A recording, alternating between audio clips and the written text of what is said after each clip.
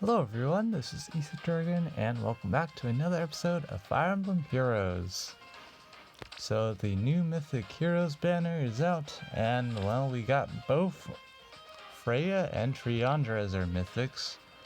I believe this is a first, pretty sure of that, but that means we gotta clear the Abyssal map like usual.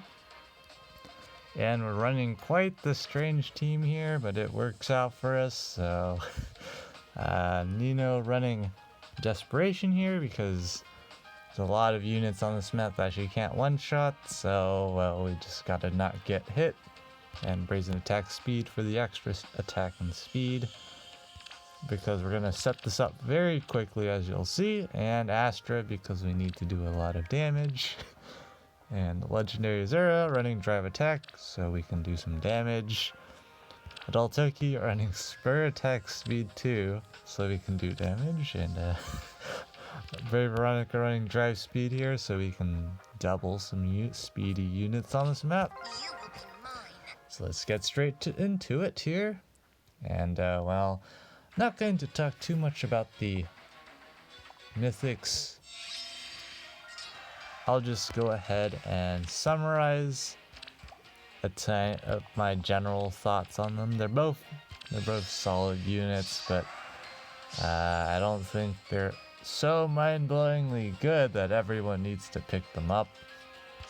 But talking about Triandra first, pretty solid unit, pretty strong attack and speed, and her unique dance skill is quite useful because after dancing she inflicts guard on foes in cardinal directions, which cannot be understood how strong that is, just considering how much specials are running around the meta right now. And of course it also affects cardinal directions of the target, so you can cover up to 2 columns or rows at the same time, which means you can get it's pretty decent in terms of player usage. Of course she's a dark mythic, so player usage is a bit more suspicious in a lot of modes, but in say even like on arena / arena assault defense, it's pretty annoying it'll be pretty annoying to deal with. And of course she has a pretty decent offensive presence as well. Attack speed push 4 and speed res rain here make her pretty darn fast, and so that's why we need Brave Veronica, so we can, with the dry speed, so we can barely double Triandra and pick up the 1-round KO. But yeah, overall, also Triandra buffing speed is pretty strong for dark defense. But of course her low defense means she's susceptible to Milla. But of course, if people don't bring Milla, then she's definitely quite a solid dancer. And of course her weapon debuffing foes by I believe 4 defense and res in cardinal directions. Also very strong support, so just overall another solid support unit. But anyways, here's the most rigged part of the clear. I'm gonna take out this Lance Cav, and well, it just so happens that we have this healer here, or cleric, what you're gonna call him, with bonus doubler. And luckily for us, this cleric isn't being buffed for res, as it turns out we pick up the exact 1-round KO because, well, low attack res out of 10. And it's important here that we kinda 1-round KO without getting hit because flash exists. And so this is probably the most critical part of the run this particular turn.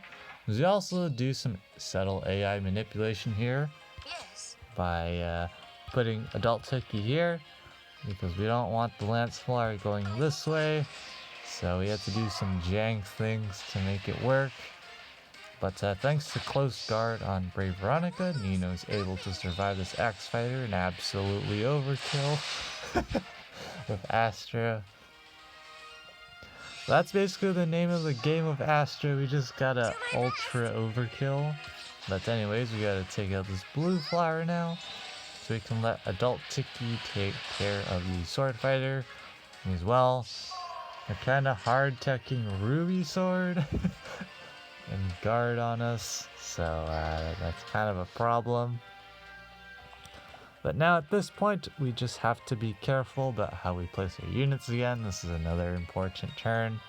So we're going to do this particular formation here. So now the sword fighter is going to get exactly one run KO'd by Tiki. Definitely 100% not a rigged clear at all. I don't actually think this particular kill is necessary, but works out for us.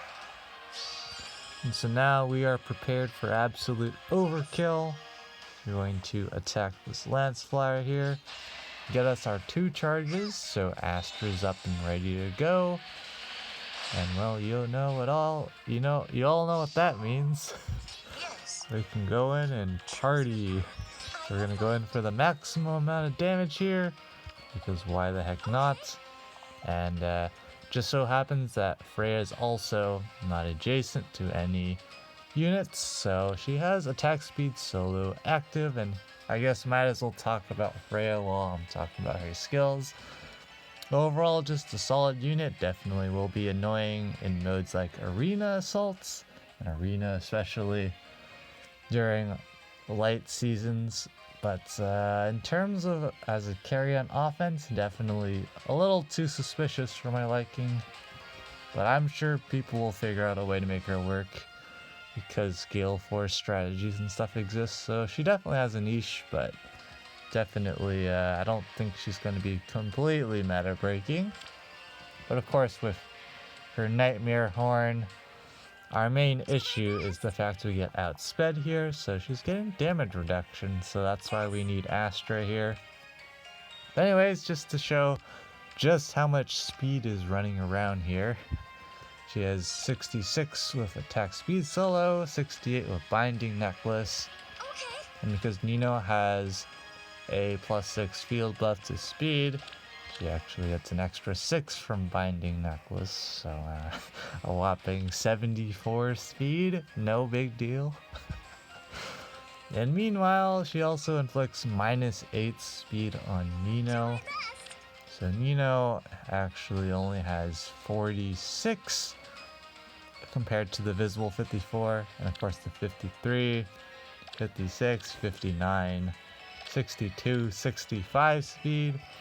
So yeah, we're barely not getting completely outsped. So bad. But it just so happens that it's enough for us to kill with Astra, and that's all we need. Yeah, she's definitely going to be annoying on Arena Assault. Definitely need to roll out Cav Slayers and Beast Slayers and whatnot. But Trian's going to be okay as a budget counter, because of course she targets res with her particular lance, and she also happens to she also has I believe it's beast effectiveness, so that definitely is quite useful here. But at this point, we're going to take out these units, and it's basically GG at this point. Just gonna go ahead and retreat, because why the heck not? We're not particularly concerned about this cleric at this point. Even though there's panic, there's just a green refrigerator left with guard axe, so we're not particularly concerned about that. But this particular cleric is a bit bulky. So in this particular instance, now that Tiki is max buffed, I'm gonna go ahead and give Tiki the kill here, because she hasn't really done too much in this particular clear. But she did what she needed to do to help out Nino, especially with like the Ruby Sword infantry unit. But unfortunately, Nino's debuffed here, so we can't pick up the kill. We're just gonna go ahead and hit end turn, and Tiki picks up the final kill here. Of course, I could have had Nino set up Nino to proc Astra on the Axe Knight, but Axe Fighter, Axe Knight is Axe Knight, right? I'm so brain dead. But yeah, that's the clear. Pretty rigged, but it worked out for us. So again, just might as well reiterate my thoughts. Triandra just a solid unit, solid support. Can't be mad about her effects. If anything to complain about, it's just the fact Frightful Dream only debuffs by 3 to all stats, but that's not really too much of a concern. She's definitely going to be solid as a speed buffing Dark Mythic. I don't know just how many people will be spamming her out on defense, but she definitely will have a decent offensive presence. Say against, I don't know, Brave Hectors or whatnot, just being green helps her out. She can still do a bit of damage, but of course that means she's not going to dance, so there's some jank nuances running around there.